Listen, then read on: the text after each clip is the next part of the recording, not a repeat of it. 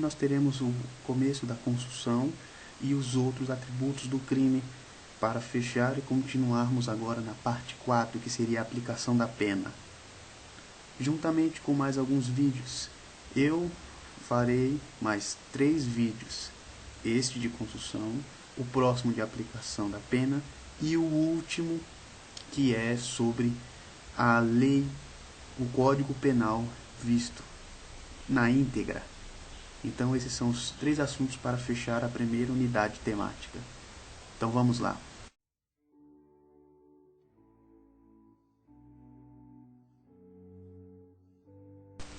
Eu não entrarei muito na seara doutrinária, porque isso é uma questão que vocês irão ver nos livros. Então pegue o livro e estude a parte doutrinária de como surgiu esse princípio.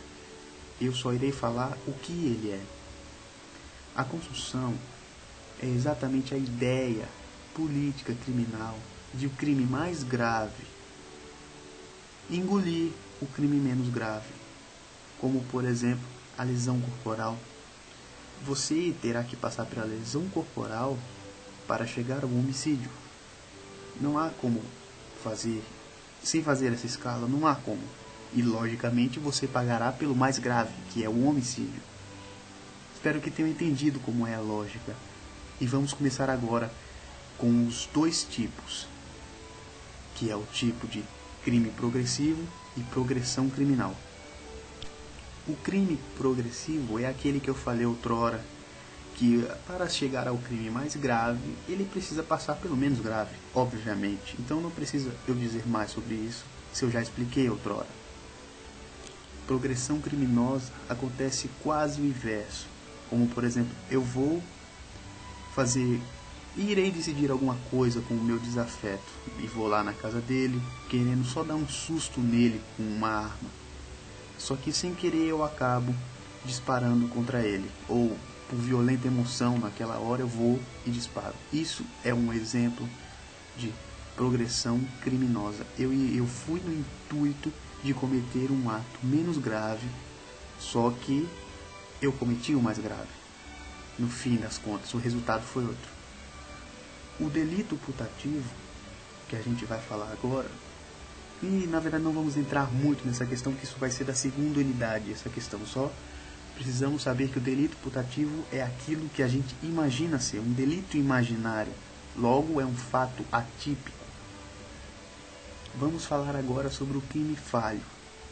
Ele existe a tentativa perfeita e a tentativa imperfeita. Vamos falar um pouquinho de cada um agora. Quanto à primeira, a tentativa perfeita, é quando o agente delitivo, ele dá todos os atos executórios, todos. Por exemplo, se você está com uma arma, você atira, tira, até acabar as balas e vai embora. E alguém vai lá e salva a vítima. Então, é alheio à sua vontade, não importa. Você não ajudou em nada, um terceiro ajudou. Então, isso é tentativa perfeita.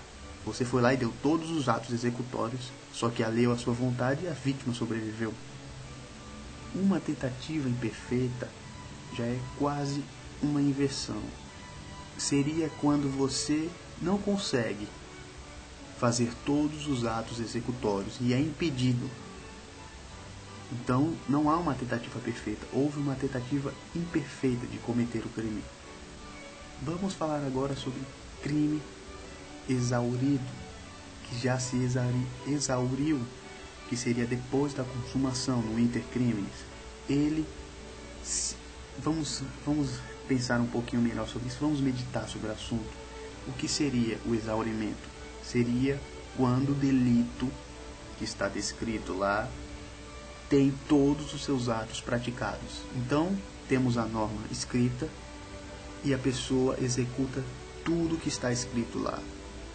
Logo, o crime já teve o seu exaurimento a partir do momento em que o crime descrito já está todo feito. Isso se chama crime exaurido.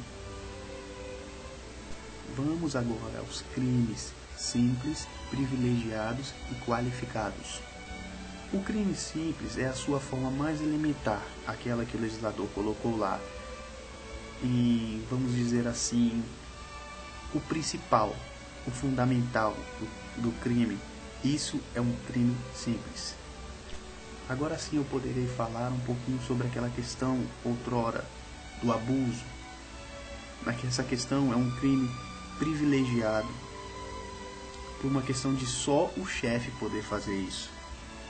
Então essa é a ideia de crime privilegiado. O legislador, ele coloca certos tipos de circunstâncias para que aquele crime aconteça. Logo, ele é desse jeito.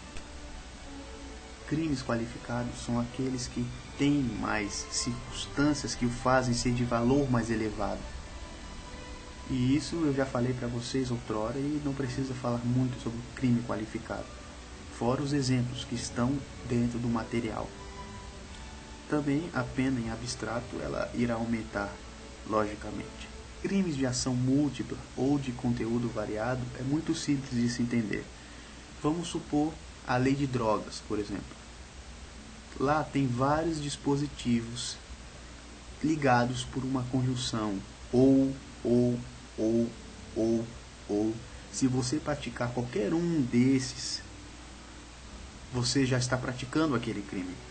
E é essa a ideia que você precisa ter. Você não precisa completar todos. Esses ous são condições, conjunções condicionais. Se você cometer qualquer um, já era. Você já fez, já completou aquele dispositivo, já fez o delito. O crime habitual é aquele próprio do curandeirismo, por exemplo, que é um crime de hábito que você está fazendo lá. Inclusive, isso é uma das coisas mais normais do mundo. É quase um fato atípico o crime habitual, mas só que ainda assim é crime. Você vai ver várias pessoas aí na sua vila vendendo chás, esses negócios, falando que é medicinal, mas só que isso na verdade é um crime. E é o crime habitual. O crime a prazo, ele depende de um certo lapso temporal para se ter uma consumação. Um exemplo bem prático você encontrará no material complementar que irá te ajudar. Fora alguns artigos que eu deixei aqui no vídeo para mostrar para você.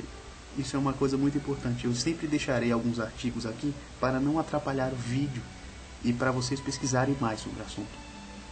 Crimes unissubsistentes e plurissubsistentes. O unissubsistente é aquele que não admite a forma tentada. Não há como fazer a forma tentada. Por exemplo, uma questão de injúria. Você não vai tentar fazer uma injúria. Não existe modalidade de tentada nisso. E o crime plurissubsistente é aquele que admite a forma tentada, como a questão do homicídio. Entenderam? É muito simples, não é? Se vocês estudarem muito sobre esse assunto, vocês vão tirar pelo menos um 9 nessa prova. E por hoje terminamos o assunto. Na próxima, começaremos a entrar dentro do Código Penal.